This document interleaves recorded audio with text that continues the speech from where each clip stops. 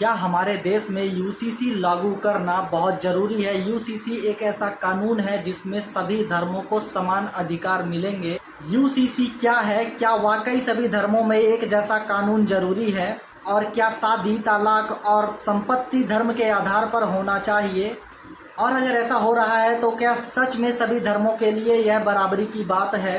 आज हम इस वीडियो पर बात करेंगे यूनिफॉर्म सिविल कोड यानी कि यूसीसी के बारे में, जिस बात को लेकर के पूरे देश में बहस तो बहुत हो रही है पर सही जानकारी बहुत ही कम लोगों के पास है। सबसे पहले यूसीसी का मतलब जान लेते हैं। यूसीसी का मतलब है यूनिफॉर्म सिविल कोड। तो आपके कुछ तो समझ में आ रहा होगा इस वर्ड से।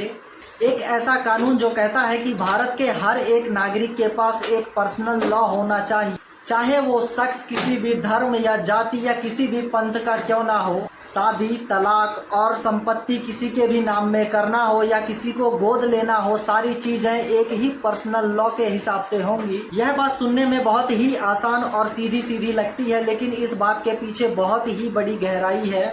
आज भारत में हर धर्म का अलग कानून है, जैसे कि हिंदू मैरिज एक्ट, मुस्लिम पर्सनल लॉ और क्रिश्चियन मैरिज लॉ।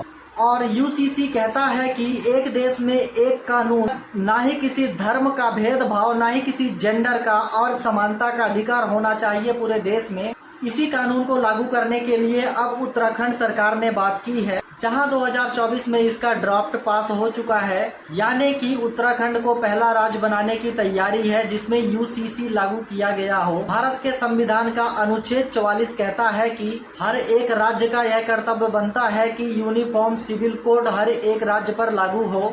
राज्य का यह कर्तव्य बनता है कि पूरे भारत में यूनिफॉर्म सिविल कोड लागू होना चाहिए। तो दोस्तों, इसका मतलब यह नहीं है कि यह बात पहले से ही संविधान में लिखी हुई है। तो अब सवाल यह उठता है कि 75 साल बाद हम इस सवाल को लेकर के इतना हिचक क्यों रहे हैं। अब सवाल यह उठता है कि हम इस बात को लेकर के 75 साल बाद भी हिचक क्यों रहे हैं। तो आपको मैं बताना चाहता हूं कि यूसीसी लागू होने पर क्या क्या चेंजेस आएगा।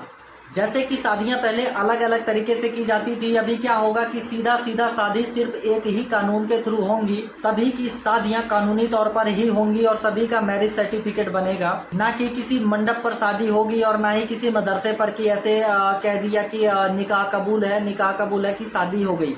प्रॉपर तरीके से मैरिज होगी और उसका भी मैरिज सर्टिफिकेट बनेगा। और पहले ऐसा होता था कि बहुत ही कम लोगों को इस चीज़ की अनुमति थी कि आप किसी को भी गोद में ले सकते हैं, कहीं से भी आप बच्चे को अडॉप्ट कर सकते हैं। इस कानून के पास होते ही सभी को समान अधिकार मिलेगा और सब लोग कहीं से भी किसी बच्चे को भी गोद ले सकते हैं और महिलाओं को हर एक जगह समान अधिकार मिलेगा। मेरा मानना है कि यूसीसी सबसे बड़ा बदलाव महिलाओं और बच्चों के लिए लेकर के आएगा। जहां अब तक उनको धार्मिक कानून के नाम पर महिलाओं को बराबरी नहीं दी गई थी, अब भारत केवल धर्म के आधार पर नहीं बल्कि इंसानियत और समानता के अधिकार पर चलेगा।